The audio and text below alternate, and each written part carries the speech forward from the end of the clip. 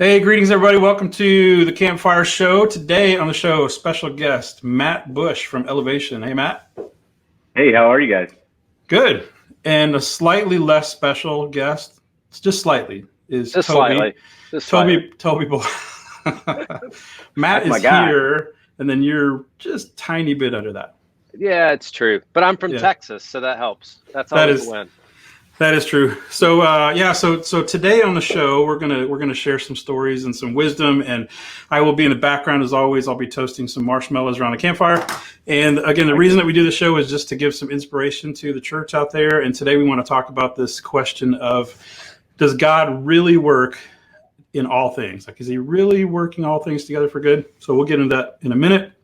But before we do that, arguably the most important part of the show is this thing called show and tell, where we bring something from our office or our car or our porch in Toby's case, and we share it with the audience. So let's start with Toby. Are you prepared for your show and tell item today? Oh, I am prepared. What do you I got? have done my research. We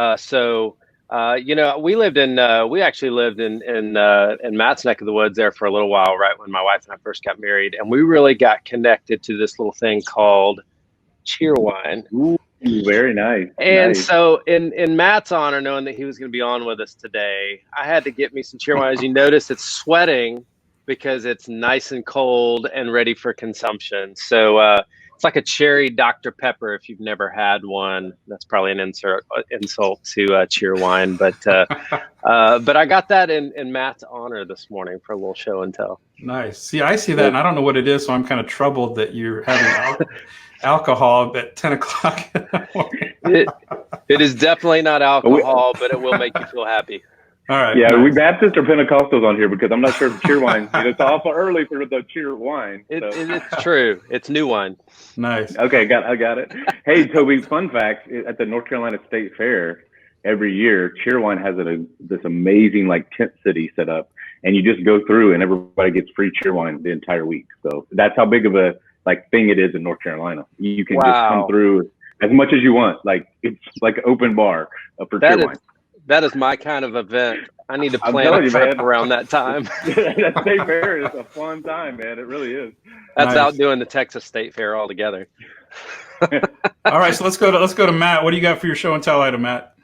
Okay, so I had multiple options, and then I asked my wife last night, what is the funny thing about me that people might not know? And so I have my amazing lint roller. So why a lint roller? Do you have a lint problem? No, I don't have a lint problem, but I'm a last 10% guy. So I've been born and raised in Elevation Church, and we always care about what it looks like, in the last 10%. Everybody else can do 90%, but we will be the best at doing the last 10%. So I always have a lint roller with me at all times. I do wear black sometimes, probably a lot, but I just always have one with me. So it's like my last thing before I go on stage, before I go to a meeting, before I do a teaching, before I do anything. I'm I hit the lint roller. It's like my Linus, my blanket, so it just comes with me everywhere I go. And so it's do they understand that you have one in the car, in the, in my backpack, they're always one with me. So mine is my lint roller. So not as cool as Cheerwine, but it is definitely something that is always with me, That is cool. That's unique. Well, mine for today, I actually didn't even know this was a real thing until a few episodes ago, where one of our guests brought it on, and I was so intrigued by it that I went and purchased some for myself, and it is this thinking putty. Ooh, nice. Which I didn't even know was a thing. It's like silly putty, but it's all these different flavors, and because I wrote the Worship Unicorn book, I got the Enchanting Unicorn of course you did. Flavor. So I think I'm going to get that out today, and I'm just going to kind of play with that as we talk, so it'll make me a better host today. So I like that. Did you know that unicorns are in the Bible? Yes, absolutely. Yeah, I do. That's always a fun thing. So those are the fun facts I always hit. There are unicorns in the Bible. So. I actually write about that in my book. So there it is. I'm going to be playing with my thinking putty. Yeah. So anyway, so that's our show and tell. So let's get a little more serious here. Matt, tell us about you and your role at the church. Sure. My name is Matt Bush. I've been a part of Elevation Church for 9 years, and I'm a Bible college graduate kid. been married to my wife. Tomorrow will be 21 years. So we will celebrate 21 years tomorrow, and then been a part of Elevation Church. I am guest experience pastor, but then also associate campus pastor and outreach pastor of the Triangle. So I'm in Raleigh, North Carolina. Been a part of church, like I said, for 9 years. I've been able to launch a couple locations with us, and then just super passionate about seeing people far from God being raised to life in Christ, and love it. Awesome. Cool. So let's jump in. So the reason that we do this is, again, to inspire people and give the church some good wisdom of what other people are doing. And you're part of a large church. Obviously, you lead a lot of people, and I love watching what you guys are doing with the community. And I think it's ironic that, here we are in this lockdown thing, but the church is doing more maybe than ever before, and they're mobilized maybe better than ever before. So how have you been, doing real things in your community and connecting with your community?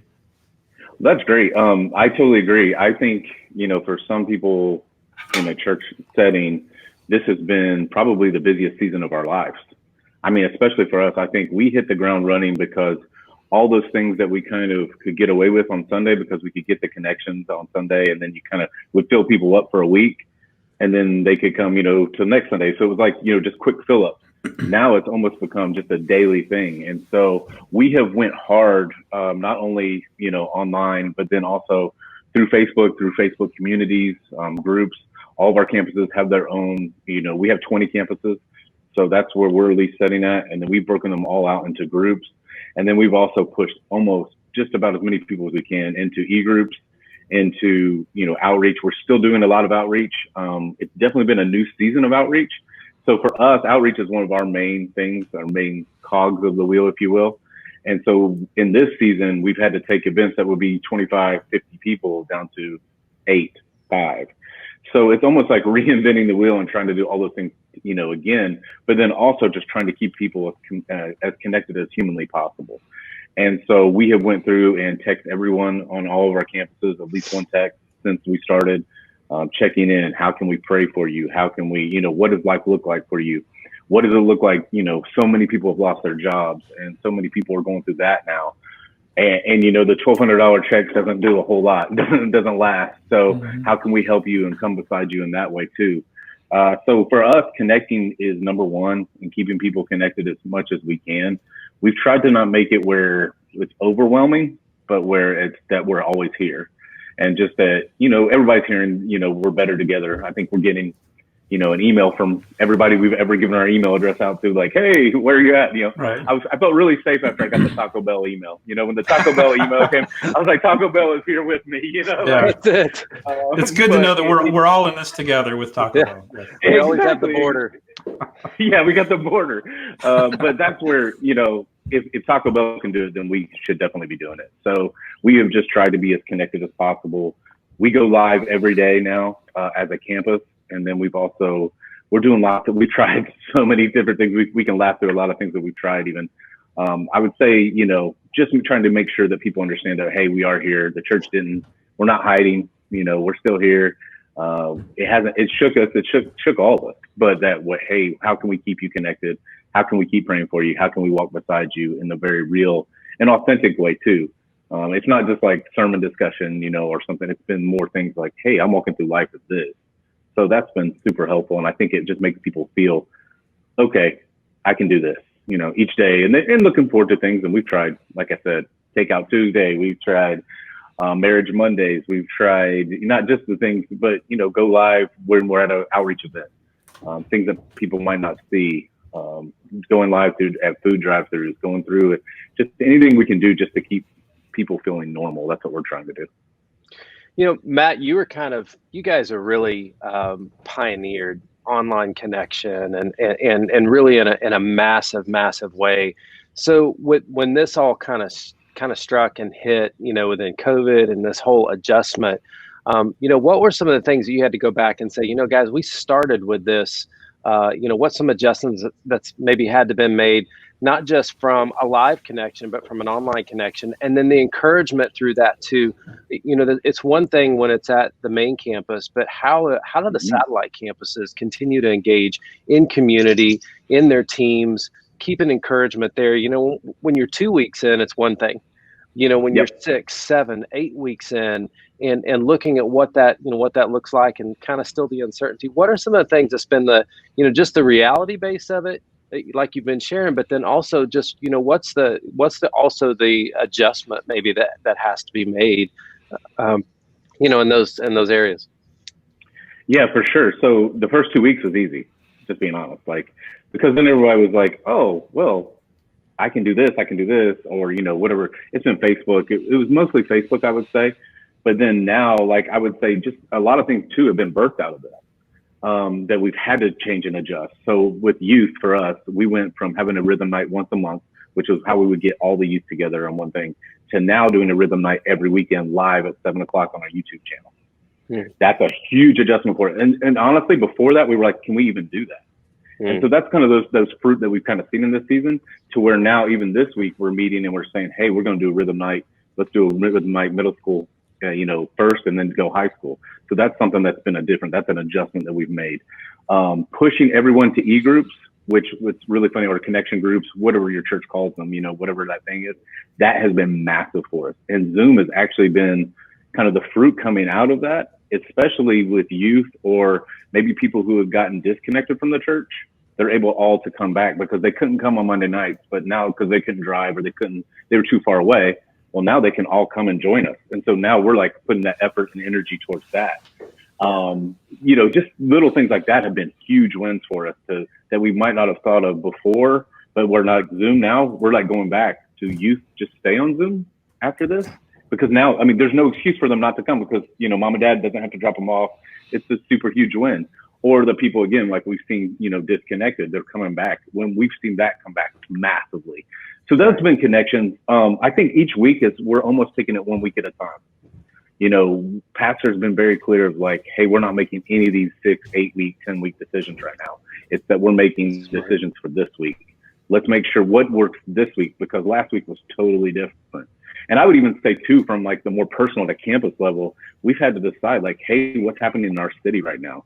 What's the way we're feeling? We're all in different places across the country even now. So what do the regulations look like this week? And then how do we benefit? But then also, like, how can we really be the church in that situation? What does it look like to come beside people, different organizations, different things like that? Because again, at the beginning, it was pretty simple. Again, it was just 2 weeks. Everybody kind of felt like, hey, it's the weekend off, or they could just watch online, and many who hadn't. So now we're just seeing a huge surge that way. So now making sure platform is stronger, making sure, YouTube is better. So we're going YouTube. We're on YouTube, Facebook, through the app.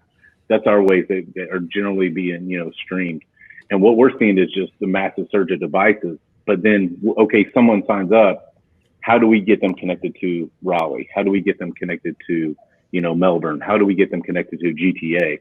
And so wins for us in that season have been like, what we're looking at is, so what would it look like coming out of this?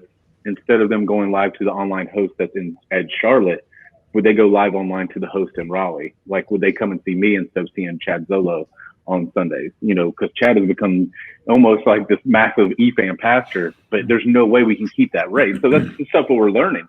So what happens if, we can look at the geo map around Raleigh, and if they log on here, that they would see me live and say, hey, oh, I know Matt. Just trying to make it a local connection. Little things like that we're really working on right now, just to be able to see, like, how do we connect the church and keep connecting the church out of this? Because I don't think anybody knows or can predict what it's going to look like coming out of this. Are people going to still shake hands? Are people going to still, like, are hugs over? Do we not do any? But that's the stuff like we have to work on and be thinking about. Our thing is just keeping in front of them that, hey, we can't wait to see you. We don't know when that is, but we're here. And are you ready to take that first step when you come back? Some of you, it's coming back to church. Some of you, it's connecting online. Some of you, it'll be through outreach, whatever those things are. And the other thing too, I want to make sure, like we were talking earlier, Doug, with kids, what does it look like for kids? Because adults, we can social distance, but with kids, what are you gonna do with your kids? What are you gonna?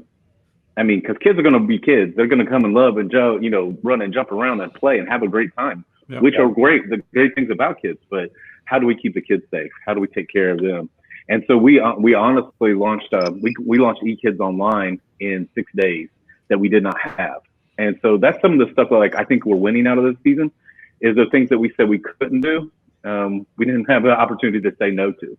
And so that's the stuff that we're just trying to look at as fruit. And those are things that are like, we're calling them, those COVID wins or COVID connections that are coming out of this, that we can really use and leverage even down to, the local campuses as well. Yeah. I'm going to put you a little bit on the spot here, Matt, if that's okay. Okay. And we've been friends for over 20 years. Over 20 years, my man. Known you and Sarah since before you got married, and you guys are we're right behind you. Or I'm sorry, right in front of you at 22 years this month, but not tomorrow. So happy early anniversary, by the way. Thanks, my man. But so you have seen this take place and transpire through technology. We back when you and I kind of started with this, technology was just television. It was just, if you wanted to connect through technology, you had to connect through television. We now have the ability to do that through so many different outlets. So what would you say maybe to encourage maybe a church that is listening to this, a tech director, a pastor that's saying, you know what, I feel overwhelmed right now. I don't know what to do with, where do I start in this? We started from the beginning of saying, hey, we just want to connect. And now we're seeing that as we come out of this is a permanent connection that we need to be making. So what would you say would be like just some snippets of snidbits? That's a new word. Anyway, snippets, if you will. That's snippet and tidbit. You just made a new word. I like that. I made a new word. Okay. Snidbit. I like that. It worked. You can trademark that. But I do. But what would you say would be just some little nuggets there of encouragement, or maybe they say, you know what, we're not the only ones that have felt this along the way. Just kind of from a pastor's heart and from somebody that's experienced it. Sure. I think that some of the things are going to be non-negotiables now that we thought could be, oh man, we'll work on that down the road. I think you've got to put now you've got to be on Facebook. I mean, it just is what it is. I mean, all the pastors that were like anti-Facebook, or I would say like that 3 years ago when everybody was Judah Smith, when he went to church home and everybody's like, what is that? That's crazy. Now we're all like, man, what a brilliant idea. Yeah, exactly. So those are those, you know what I'm saying? Like that's the thing. So for the even the smallest congregation, I think that you have to have an online presence now. It's just it's a non-negotiable. Like you're going to have to be online. You can't just say, oh, that's the world or that's this or whatever term you want to use. It's just going to be a non-negotiable now. The best part is that Facebook, does make it very, very simple for you. Zoom makes it very, very simple for you. So the thing is, I would say it's going to be almost like when you go to work out for the first time, you're going to have to start to go figure out what online looks like for you. And I'm not saying that you have to go and make a mega, church of presence online, but that you have to at least be able to say, hey, this is us. We're here. We're in your community, and make sure that there's a way for them to connect. I mean, we just started with basic Google Docs, and then now, you can build out forms, but those are ways just to make sure that, hey, people can connect with you. And the big thing that we've seen in this season has been prayer, that you're available to pray with them, and that personal follow-up matters more than ever. We just did a Mother's Day drive-through last weekend, and so it was a lot of fun. That was really the first time we've seen a lot of people out in our community that we hadn't seen in weeks. And so many of them, they were thankful for the drive-through, but so many times, I would say at least 12 conversations I had in the parking lot were, hey, thank you for praying for me. Thank you for reaching out. Hey, when I said that, it's been prayer. I mean, that's old school, but that really is like they need somebody just to pray with them. That it's the basic stuff. People are very nervous. I mean, there's a whole gambit. That's the thing is you can't treat it just as this is one way. This is the only way we're doing it. We have to be like super respectful, like of wherever you're at on the spectrum. If you're terrified or you're like the government's shutting us down, like no matter where you're at, it's just that we have to respect that, and that we're just there. Again, we're better together, but that you're here for you. And it's been old school things, praying with people, just having the, text conversation or a phone conversation. Old school, just giving them a phone call. That's really, I would love to give you like some secret formula, but that's really it. I think that's true in all of our lives. Like the biggest thing that we can do is connect. It's interesting. We want to, we've heard, pastors say for years, we want to go to Africa, but we won't talk to our neighbor. And it's true. It's the church being the church. It's being able to reach out and to do that. Obviously, you guys do that so well with Love Week, with everything that you do from an outreach standpoint. How key has that been too? With you have such key relationships with local restaurants, local, different, whether it's coffee shops, whether it's, food establishments, whether it's, a park, whatever that is, that gives you that favor. So how important and key has that been in this as well, with establishing that? And that goes beyond COVID. That's just the church being the church, which is what you're talking about. But Absolutely. Have you seen that be a huge benefit during this as well? For sure. So I would think that's been the secret sauce. If you were looking for a secret thing, it has been community outreach. And so from our outreach, we do not do similar, like I grew up in church. So I've been on a church pew, was born, on Thursday, I was at church on Sunday. I'm that kid. Yep. So 41 years, I've been in church all my life. But we grew up with, having a ministry for everybody, a ministry for older people, younger people, youth, singles, married people, non-married people, divorced couples. I mean, literally, we would do all that. We still do all that at Elevation Church. We just do that through e-groups. But then what we do from an outreach standpoint is 12% of every dollar that comes into Elevation Church, we put right back into the community. So no matter what, if you give $1, 12 cents of that is coming right back into the community. What we take from that is then we go and we look at people who are crushing it in our cities, no matter where you're at. Like I said, all the way from GTA to Orlando. Where are you at and who's great in your city? Well, then we go and then we partner with them. And so we will financially support many of them. We financially support over 130 different nonprofits, but then we also partner with over 400 different nonprofits. So we're not going to financially support you until we get to really build a relationship with you. Sure. Because again, that's tithe money that's coming in. We want to be wise stewards of that. We'll help anybody. We won't turn anybody away, especially if, a fellow nonprofit. But what we want to do is have those relationships with the places that are really crushing it in the community. So for us, I would say one small pivot we've done in this season has been with the food bank. And so we're with the food bank of Central and Eastern North Carolina. And as of this morning, I wanted to make sure I had my stats right. We did over 157,000 meals. Wow. So absurd. Now, mind you, we have always volunteered with them they were our first partner here in Raleigh. So we volunteered with them once a month for 4 years. But when we came here, when COVID started, I was like, okay, we're going to need to figure this out. And I really took a sermon from Pastor Stephen. It was just on pivoting and what's that small pivot. And you might have seen too, where Pastor talked about your grip, how you change your grip on something. Yep. So we're changing our grip and outreach is what we've done. And so instead of me trying to, partner with everybody, I really just went right to the food bank and I said, hey, you're feeding everybody in my region, everybody we're touching, 34 different counties. So what can I do to really connect with you? And man, we've been there every day of COVID. So now in almost 200,000 pounds of food went out. And just, it's been incredible to see. But then too, what they're seeing and what people are seeing is, oh, that's the church being the church. Mm-hmm. And for us, again, now we gave them a $20,000 check at the beginning of this. So we did financially support them as well. But we also came in and we said, hey, we want to volunteer. We'll be here. What's it look like? Just that Elevation becomes a part of your culture. I mean, because they're at about 40% capacity staff-wise. So we've been able to come in and fill that gap. So you can argue with a lot of things about church. You can argue with sermons. You can argue with, music's too loud. This is that. All those things. Yeah. But you can't argue with people that are being impacted and being fed. The basic necessities of life. And so for us, that is a huge win. So we can come in and look, hey, this is what's really happening. And your generosity is making a difference because we can come in and we fed people, not just in Raleigh, all the neighboring counties as well. And then all we're doing is saying, hey, God bless you. We love you, and there's no handshakes, no hugs, but it's, with a mask on, but we're still being able to, truly be the church. And so that's where people are coming back. That's where we're seeing the even surges online of like, oh, I saw them. The local news did a thing on us, which was fun. But you don't have to have that. I don't want that to be like, oh, that's what they tried to. We didn't try to do that. Any of that. It was really just trying to help. It was like, hey, this is what would help us. And so we were able to do that. And then now we're seeing a lot of fruit from that. People coming in and really trying to, just be a part of the church. Like, I don't care. I want to help that. You can't argue with feeding, the elderly and helping take care of people. You can't. People, that's who we are. That is the church. So that's been a huge pivot for us. We've also, Convoy of Hope is a, major national, partner with us. We've also had different people come in. So we've done a lot of food drives with Convoy. We've been all over. I've been all over the East Coast.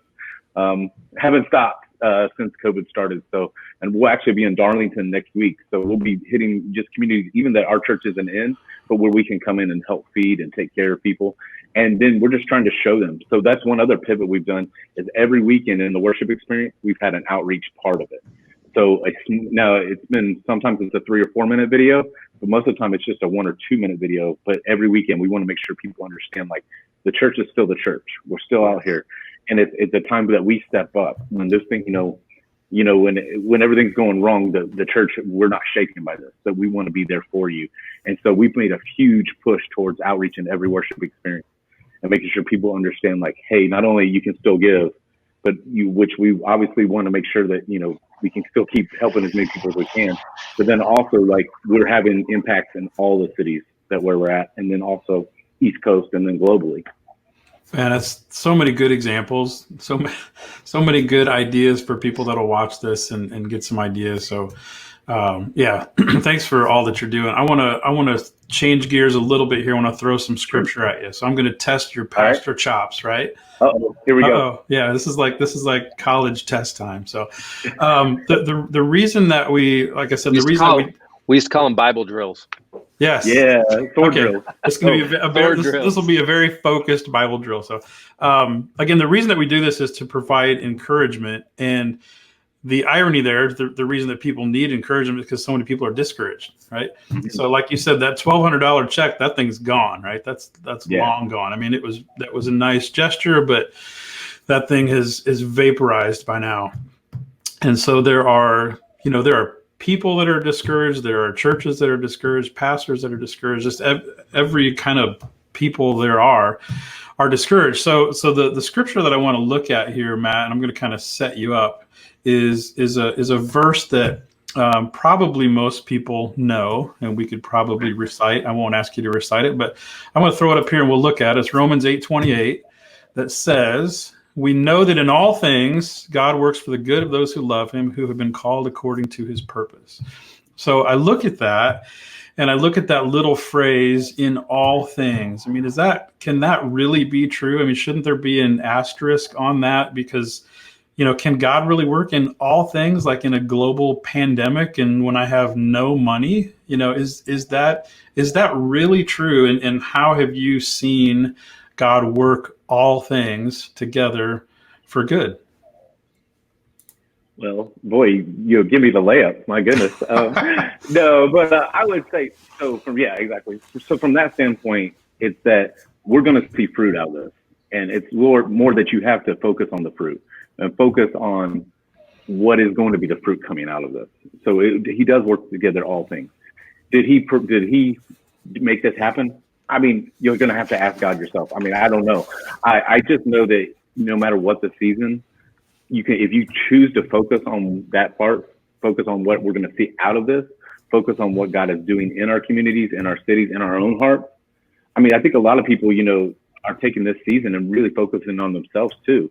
I mean, some people are going to have that quarantine 15, no matter what. You're going to get those 15 pounds on, because you've done this as much. But there are people who are going to come out of this and they'll really be like, they're going to choose that this has been a season, that I got more time with my kids, that I got to be able to, I worked out more than I ever have. I was able to study for the first time. I was able to, meet with my teams. I was able to have real conversations. I think even like one of those all things for me has been on Sunday, we're a big church. We have about 1,500 people a weekend at our location. I see people come in. It's more like, hey, how are you? How was your week? Oh, I hope you had a great day. Enjoy the worship experience. Now my connection has been like, hey, so, how's your son? How's your daughter? What's going on? What are you working on this week? How has it been? Like, so I've had real authentic. So even those things, that's the, God working all things together for the good. Mm-hmm. Because now I feel like I'm pastoring better than I ever have.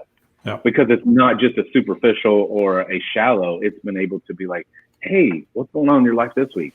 Hey, did you get that job? Where do you land? And I would say even at outreach events and stuff like that, we've been able to, really truly connect with people instead of it being like, okay, on to the next, let's go big, let's go. And I always want, again, I like big things. I like to build a big. I like it to be awesome. I believe God, honors that. I believe that that's one of the things that we're charged to do. But he's going to work all things together. So I just have to choose to focus each morning. Like, what am I going to focus on? Because believe me, I can get PTSD like you know, be like, oh yeah, we can all be that thing. And that's real. And that's an authentic thing. Yep. But you have to realize that, hey, God's going to work this out. And the thing I've told my team, even Tuesday night, we had a pipeline class, and I ended the night with, just so you know, I've trusted God for, you know, most of my adult life since I was 9 years old. I've never seen where God didn't work it out for me, or that God didn't do something for the church, or God didn't move on my behalf. So I'm just going to keep trusting him. Yep. Do I understand when we're coming back? No. Do I know when no. Do I have, what about, I don't know. I just know that I know that he works, you know, all things together, and that's what I'm going to do. Okay. So what's going to be that thing? Even when you can't see it. I mean, that's the whole part of this is faith. I mean, it's going to take faith. It's going to take, I mean, that is the definition of faith, right? Being sure of that which you can't see. Yeah. And but you have to keep putting, you know, if you make yourself available, I've never seen where God didn't. I always know that God wants more for your life. Yeah. 100%. He wants more for your church. He wants more for your marriage. He wants more for your kids. God wants to do more in your life. You know, God is for God. He's not, I mean, he's for Matt, of course, but he is for God. He wants to move. So I know that he wants to do something else in the church. And I believe that we can come out of this on the other side, like, hey, this is what it became. And those will be those COVID things that we didn't know were going to happen, but that's what I'm choosing to focus on. And again, I'm the best is yet to come guy. So, you know, I'm always going to be optimistic, but I don't look at the best is yet to come as, you know, another $1,200 check or another $5,000 check or whatever that is, or a different job. It's that no matter what, I know the best is yet to come, because no matter what, even though he slay me, even though something bad happens, I'm going to go to heaven. I'm going to think. So I know the best is yet to come always. So that's where I'm going to that's where I'm going to choose to, especially in this season, to believe. I think you passed on that test, that Bible test there. That's good. That's awesome. Thanks, no, that's good. I believe, and obviously that's a setup question, but I believe revival is in the air. Amen. You can feel it. I think that the return, we were talking a little bit beforehand, the return of every church is going to be a little bit different. You know, some of them are going to are already open and are going to kind of steadily increase week by week, and that's cool. Some of them are going to wait and open with a big bang, and that's cool. But everybody I talk to, man, revival is in the air. You can feel it, you can taste it, and I believe that 100%. I totally agree. And I even thought this morning when I was thinking and praying for you guys this morning, I thought back to an example that Pastor gave me, and this is 9 years ago. This is so far back. So this is not a recent example. But most of us all in our churches, no matter what size you are, you do some form of little video. Now, it might not be locally produced, but it's usually something that you've done, you might be getting it from a website, you might be getting it, but we all do some kind of video, a bumper video, if you will, like before the experience or before the pastor preaches. And the funny part about all that, where that came from, is really from Elevation, but it was from a really funny thing in our church. So Pastor Stephen used to lead worship, and he would lead worship. What we had to do in order to get him off stage, to get the guitar and everything off of him, was to do a video, and then we would bring Pastor back up to preach.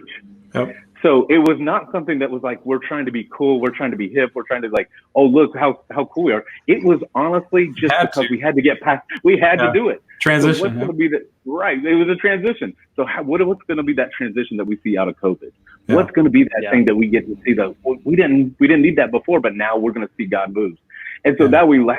I mean, even we were at a big conference, all of us together, and Pastor was like, the reason there's a video is because we needed to take off Pastor's guitar and make sure that he could get a mic and get a drink of water before he went back out to preach. You know, it wasn't trying to be cool. It was just trying to survive. Yeah. And so that's, it's just fun. It'll be fun to see what we see in this season from that as well. Yeah, that's awesome. Well, I have been here massaging my little thing of thinking putty. So I think we've given, and you are lint free, looking. I'm lint free. Great. And Toby has a drinking problem. Okay, so we're all cheer wine and coffee. Amen. We're all doing well. Well, hey man, I think we've given people a lot of good things to think about. So I thank you for coming by. We're gonna close with one very important theological question, which is this: what is the weirdest or worst food that you have ever eaten? Weirdest or worst food? Whoever has an answer can go first. Okay, Toby, you want to take it? You've lived all over as well. I mean, my weirdest food that I've ever had to try was Ethiopian. Yeah. It was strange. They brought stuff out, set it on like a lazy Susan in the middle of the table, lots of raw meat. It was just really strange. And so I'm not putting down that type of food if you like that, but for me, it just wasn't for me. So their bread was called like a sponge spore, and I was like, no, I'm good. That terrifies me. I try not to eat anything that has spore in it. Yeah, That's a general rule in life. It didn't go up from there. It kind of went down from there. All right, so Toby, you lived in Louisiana for a little while. Are you a crawfish guy? So I am not a huge crawfish guy. Okay, then I'm not going to offend you with this next statement. No. So, I've lived in San Francisco, Pensacola, Charlotte, Raleigh, Indiana, Columbus, Ohio, all over America. They threw a massive crawfish festival for me when I got to join a team down with Exxon. And, it was so brutal. And to watch them eat it, them eat a crawfish is one of the grossest things I've ever, it's so intense. Now, in a jambalaya or when it's been all cleaned up, right. I'm in, 100%. But to take the head and, I was it was overwhelming to me. And also, I just not in. That's probably been the craziest thing I've ever seen. Somebody just that it was normal. And when they're I agree. And not to gross anybody, to suck the brains out. I'm like, nope, not today, Isis. Anytime you're not getting me on that one today. That's awesome. Anytime you're sucking brains out, I think it's. And the original process of that is they have to purge them. So you have to put them in this purification process with water and all this type of stuff, which I know you have to do that with some other things too. But yeah, it is not. I'm with you on that. Level. I'm with you on that. My weirdest thing, one time I was at a Brazilian steakhouse, which I love. It's one of my favorite things to do. Very nice. They brought, they bring the skewers of meat around. And at some point in the evening, they bring this thing by, and they come by and they're like, would you like some filet? Would you like some sausage? Would you like some turkey? Would you like some whatever, and you just keep nodding and eating, right? Well, they came by and they said, would you like this, which is the hump from a Brahma bull? Yeah. And I thought, well, I'm never going to be offered the hump from a Brahma bull ever again. So sure. And it tasted like what you would imagine the hump from a bull would taste like. It was a little fatty, little weird. So, but I can say I ate it. So that's my weird thing. There's a reason there's a rump roast, not a hump roast. Yeah, it was. I don't recommend it. So, well, hey, anyway, I want to thank you, Matt, for coming by. And we got a new word today, which is snidbits. I might just rename the show Snidbits. So I think it should be. I like it. Campfire Snidbits. Campfire Snidbits. But yeah, well, hey, if you are out there watching this, if you know of any people that would be a good guest on the show, let me know. I'd love to talk to them. Hit me up. The reason that we do the show is to provide encouragement for people and inspiration and wisdom. And let me close with this. We think wisdom is pretty important. And here's a verse to encourage you. Proverbs 16:16 says, "It is better to get wisdom than gold." We'll see you next time.